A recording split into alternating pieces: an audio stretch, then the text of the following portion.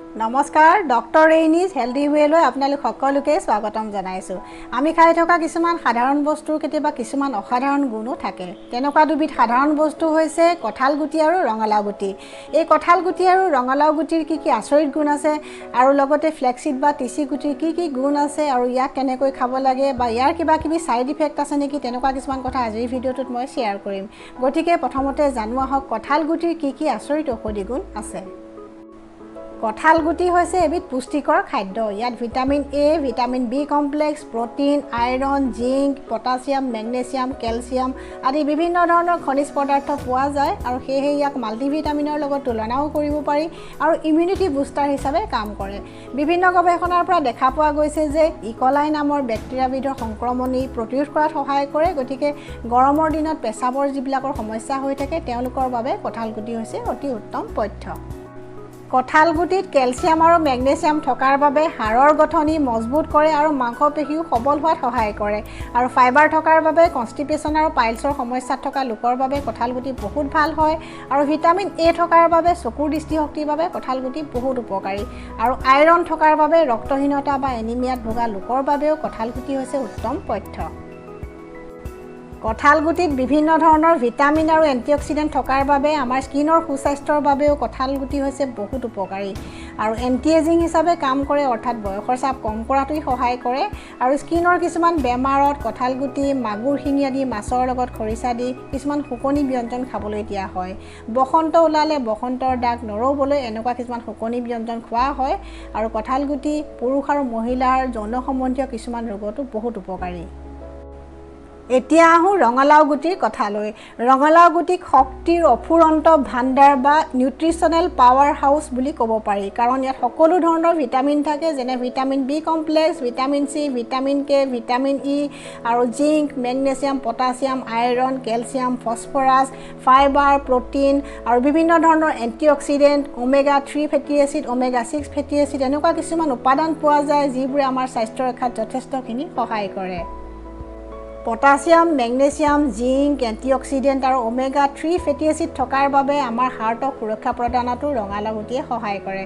আপোনালোকে সকলোৱে জানে যে আজিকালি হাৰ্টৰ পেচেণ্ট বহুত বাঢ়ি গৈছে, গতিকে আমি সকলোৱে নিজৰ হাৰ্টটোক সুৰক্ষা প্ৰদান কৰিবলৈ চেষ্টা কৰিব লাগে। তেনে ক্ষেত্ৰত আমাক ৰঙালাও গুটিৰ দৰে খাদ্যই যথেষ্টখিনি সহায় কৰে আৰু ইয়াত থকা ভিটামিন, এণ্টিঅক্সিডেণ্ট আদিৰ বাবে আমাৰ দেহৰ ৰোগ প্ৰতিৰোধ ক্ষমতা বৃদ্ধিটো ৰঙালাও গুটিয়ে যথেষ্টখিনি আমাক সহায় কৰে। মহিলাসকলৰ মেন'পজৰ সময়ত দেখা দিয়া কিছুমান সমস্যা প্ৰতিৰোধ কৰাত ৰঙালাও গুটি বহুত উপকাৰী। ইয়াত থকা ওমেগা 3 আৰু ওমেগা 6 ফেটি এচিডে মহিলাসকলৰ মেন'পজৰ সময়ত দেখা দিয়া উচ্চ ৰক্তচাপৰ সমস্যা, গাঁঠিৰ বিষ বা আৰ্থ্ৰাইটিছ, মূৰৰ বিষ আৰু কলেষ্ট্ৰলৰ সমস্যা এইবিলাক প্ৰতিৰোধ কৰাত সহায় কৰে। গতিকে মহিলাসকলৰ বাবে ৰঙালাও গুটি হৈছে বৰদানস্বৰূপ। পুৰুষ আৰু মহিলাৰ কিছুমান হৰম'নজনিত সমস্যাটো ৰঙালাও গুটি খালে সুফল পোৱা যায়। মহিলাসকলৰ যিসকলৰ PCODৰ সমস্যা আছে তেওঁলোকে নিয়মীয়াকৈ ৰঙালাও গুটি খালে নিশ্চয় উপকৃত হ'ব। ইয়াৰ উপৰিও যিসকল লোকৰ টোপনি কম হয় তেওঁলোকৰ বাবেও ৰঙালাও গুটি বহুত উপকাৰী, কাৰণ ইয়াত জিংক, মেগনেছিয়াম আৰু ট্ৰিপ্টোফেন থাকে যিয়ে টোপনি অহাত সহায় কৰে আৰু এইবিলাকে হৈছে ৰঙালাও গুটিৰ বিভিন্ন ঔষধি গুণ। এতিয়া জানো আহক ফ্লেক্সিডৰ বিভিন্ন আচৰিত গুণৰ কথা।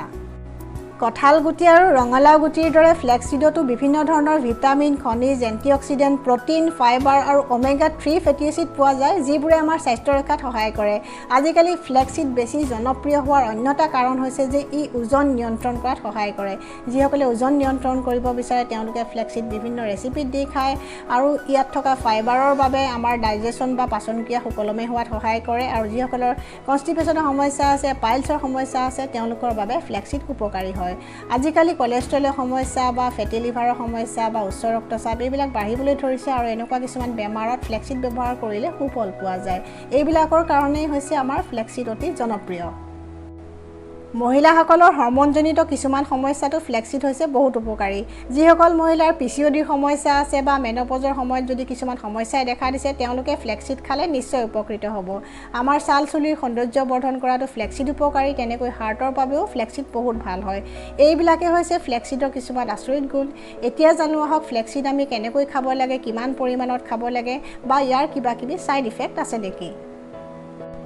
ফ্লেক্সিড কেঁচাই খোৱাতকৈ ভাজি আৰু গুড়ি কৰি খালে বেছি ভাল আপুনি যদি কেঁচাই খায় তেন্তে ইয়াৰ গুণাগুণসমূহ আপুনি ভালকৈ লাভ নকৰিব আৰু ভাজি আৰু গুড়ি কৰি খোৱাৰ উপৰিও আপুনি যদি চুবাই খাব বিচাৰে তেন্তে ভালকৈ চুবাই খাব লাগে নহ'লে ই হজম নোহোৱাকৈ পায়খানাৰ লগত ওলাই যাব আৰু ইয়াৰ গুণাগুণসমূহ আপুনি লাভ নকৰিব আৰু নতুনকৈ যদি আপোনালোকে ফ্লেক্সিড খোৱা আৰম্ভ কৰিছে তেন্তে প্ৰথমতে আধা চামুচকৈ তাৰপিছত 1 চামুচকৈ এনেকৈ খাব পাৰে প্ৰথমতে পৰিমাণটো বঢ়াই নিদিব কাৰণ আপোনাৰ শৰীৰত হয়তো ই নেমানিবও পাৰে কিছুমানৰ ক্ষেত্ৰত এলাৰ্জিৰ সমস্যা হয় কিছুমানৰ ক্ষেত্ৰত পেটৰ সমস্যা হয় গতিকে আপুনি প্ৰথমতে আধা চামুচেৰে আৰম্ভ কৰক যদি আপোনাক মানে তেন্তে আপুনি 1 চামুচ 2 চামুচ এনেকৈ বঢ়াব পাৰে কিন্তু মাত্ৰাধিক আপুনি ফ্লেক্সিড নাখাব কাৰণ ইয়াৰ সাইড ইফেক্টটো আছে এতিয়া জানো আহক ফ্লেক্সিডৰ কিবা সাইড ইফেক্ট আছে নেকি আৰু ফ্লেক্সিড খাওঁতে কোনে সাৱধান হোৱা উচিত ফ্লেক্সিডৰ সাইড ইফেক্ট এটা হৈছে এলাৰ্জি কিছুমান ব্যক্তিৰ ক্ষেত্ৰত বমি বা ডায়েৰিয়া হ'ব পাৰে তেনেহ'লে আপোনালোকে ফ্লেক্সিড সাধাৰণতে নোখোৱাই ভাল আৰু পেটৰ সমস্যা থকা লোকে যেনে ডায়েৰিয়া ডিচেণ্ট্ৰি বা পেট চলাৰ সমস্যা যিসকলৰ হৈ আছে তেওঁলোকে ফ্লেক্সিড সেই সময়ত নোখোৱাই ভাল কাৰণ তেওঁলোকৰ সমস্যাসমূহ জটিল হ'ব পাৰে কাৰণ ফ্লেক্সিডত ফাইবাৰ আছে